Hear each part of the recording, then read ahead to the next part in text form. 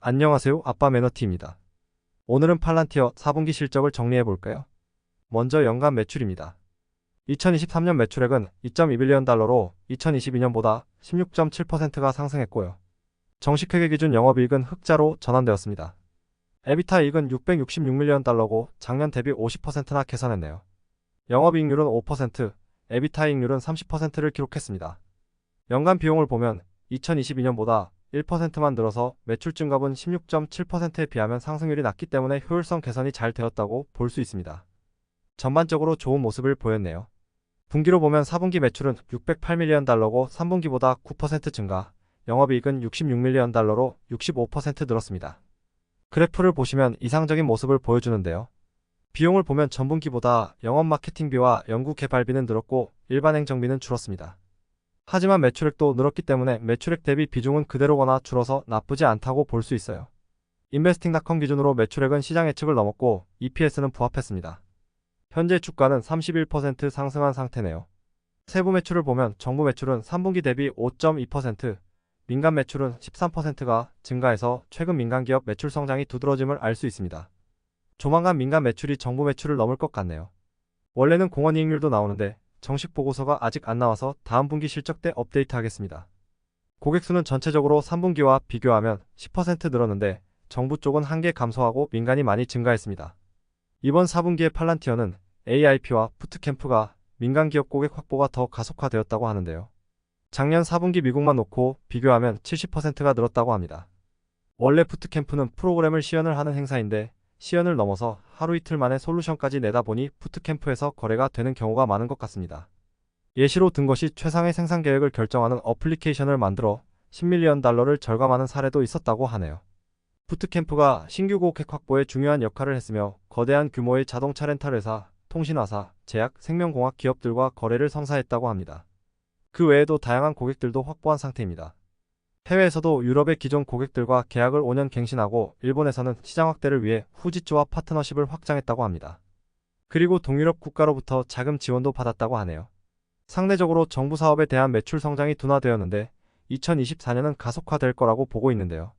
보통 관념으로는 정부 사업은 느리게 추진되고 투자도 2, 3년에 한 번씩 될 것으로 보는데 지금 세계 정세가 분쟁으로 인해 불안하기 때문에 많은 기회가 있을 거라고 합니다.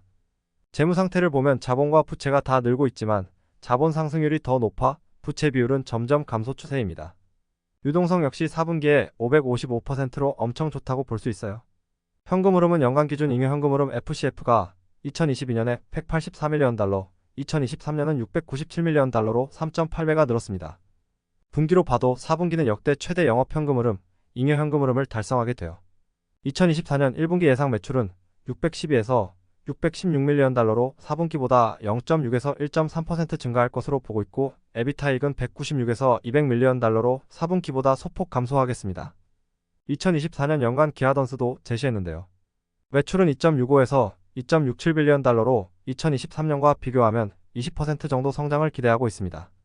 에비타 이익을 834에서 850밀리언 달러로 작년보다 25에서 27% 개선될 것으로 보고 있으며 전반적으로 보면 매출 성장도 크지만 수익성 개선폭이 더 높습니다.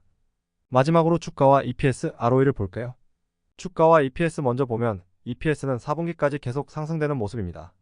주가는 미래의 기대치라고 보면 2월 6일 기준 22.13달러는 4분기까지 보여준 실적에 대한 주주들이 평가한 주가라고 할 수 있겠습니다. 자본과 ROE를 보면 자본이 늘면서 ROE까지 늘고 있는데요. 자본 상승 속도보다 당기순이익 성장폭이 더 크다는 의미이므로 자본을 잘 이용했다고 볼 수 있습니다. 종합해보면 팔란티어는 3분기도 좋을 실적을 보여줬지만 4분기에는 그 성장 속도가 예상한 것보다 더 빠른 것으로 보입니다.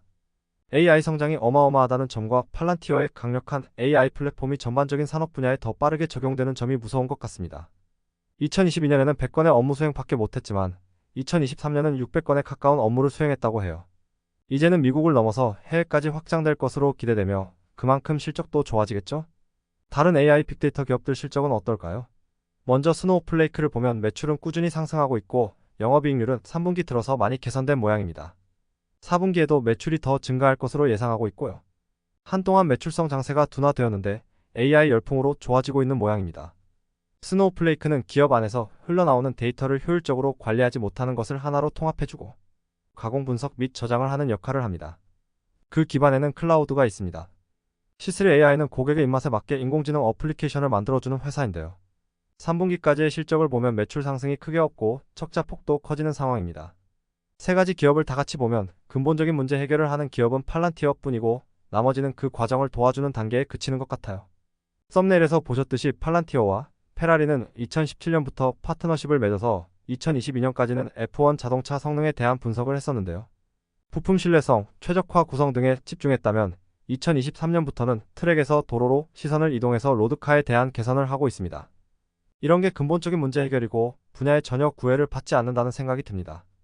단순 예측이지만 팔란티어와 나머지 두 기업의 격차가 더 벌어질 수 있겠구나 하는 생각을 해봤습니다. 오늘 정리한 내용은 여기까지고요. 시청해주셔서 감사합니다.